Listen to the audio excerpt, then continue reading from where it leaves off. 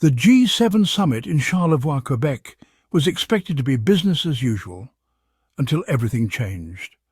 What should have been a routine gathering quickly became a defining moment in Canada-US relations. Prime Minister Justin Trudeau, composed yet unwavering, faced the global press with a message. He spoke of the deep ties between Canada and the United States, but drew a clear boundary. Canada would not be intimidated.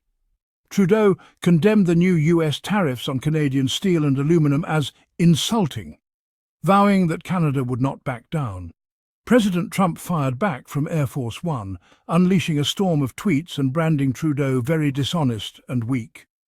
Canadians were stunned by the personal nature of the attack, sensing a seismic shift in the relationship. Diplomatic language gave way to open confrontation. The world watched, transfixed, as two longtime allies clashed in the spotlight. This was more than a war of words, it was a collision of ideologies. For Canada, the fight was about upholding a rules-based system and defending free trade. For Trump's White House, it was America first, even if it meant jeopardizing old friendships. The Charlevoix summit became a symbol of this new, uncertain era. The post-war alliance was under strain, and Canada found itself on the front lines.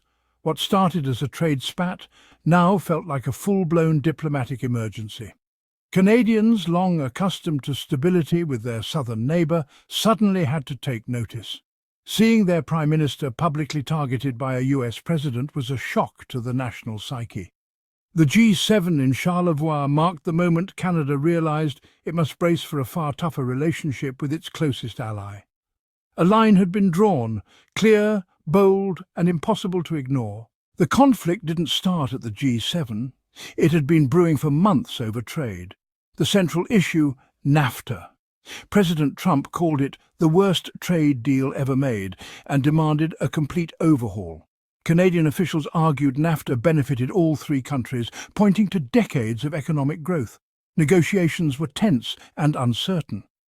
Then, the Trump administration imposed steep tariffs on Canadian steel and aluminum, citing national security. To Canadians, this was baffling.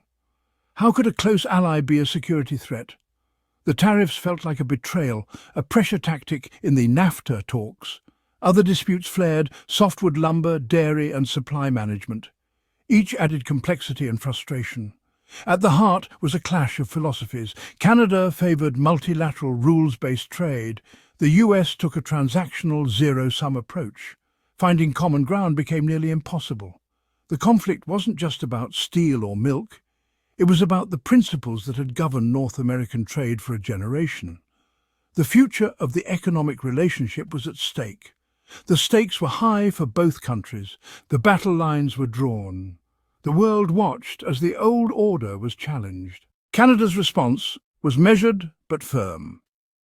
Trudeau and Foreign Minister Chrystia Freeland emphasised Canada would not be intimidated, defending Canadian interests without resorting to personal attacks. Their message: Canada is the reasonable, stable partner. Across the country, Canadians reacted with shock and defiance. Insults against the Prime Minister were seen as attacks on the nation. A wave of patriotism swept the country. Buy Canadian trended and people boycotted American goods. This grassroots movement gave the government a strong mandate to stand firm. Political parties, usually divided, united behind the government's stance.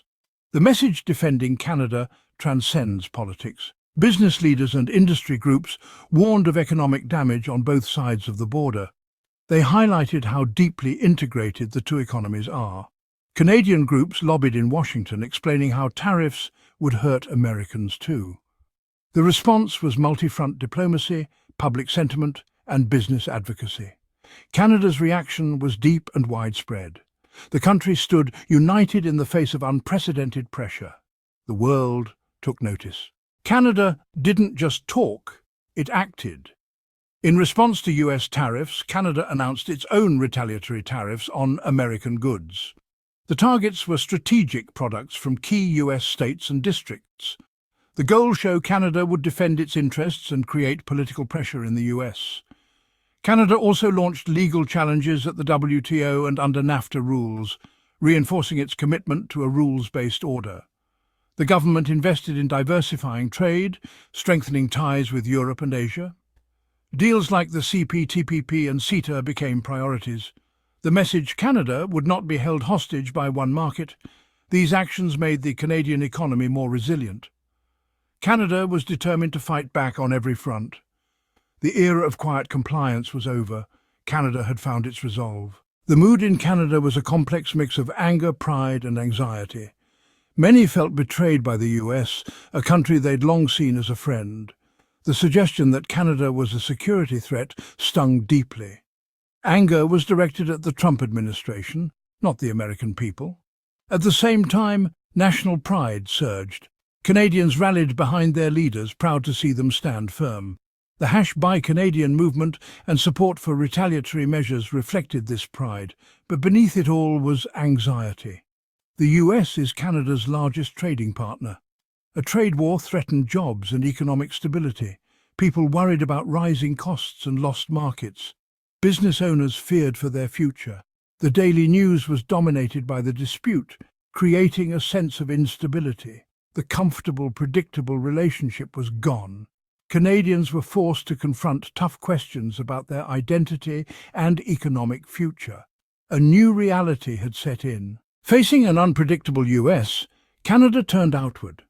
Trudeau and his cabinet engaged in global diplomacy, building coalitions against protectionism. Major speeches like Chrystia Freeland's address in New York outlined Canada's commitment to a rules-based order. Canada positioned itself as a reliable partner in uncertain times. Alliances with the G7, G20 and NATO were strengthened. Canada found common cause with countries also facing US tariffs. The message, we are stronger together. Behind the scenes, Canadian diplomats lobbied US governors, Congress members and business leaders. They bypassed the White House, appealing directly to American interests. Armed with data, they showed how many US jobs depended on trade with Canada. This Team Canada approach was targeted and effective. Canada's diplomatic campaign was sophisticated and relentless. The world saw Canada stepping up. The contrast in communication styles was stark. The White House was aggressive and unpredictable, with President Trump using Twitter to escalate tensions. Trade was framed as a battle, and personal insults were common.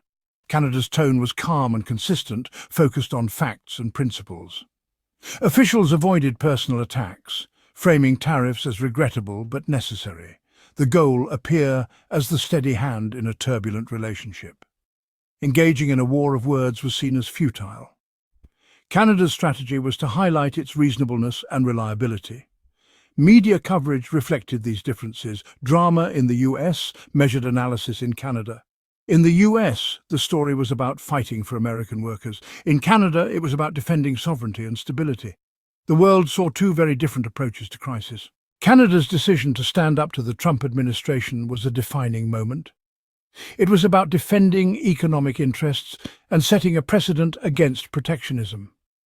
Retaliatory tariffs signaled Canada would not be a passive victim. It was also about national identity. Canada as an independent nation, not just America's junior partner. Public support showed a deep desire for self-assertion.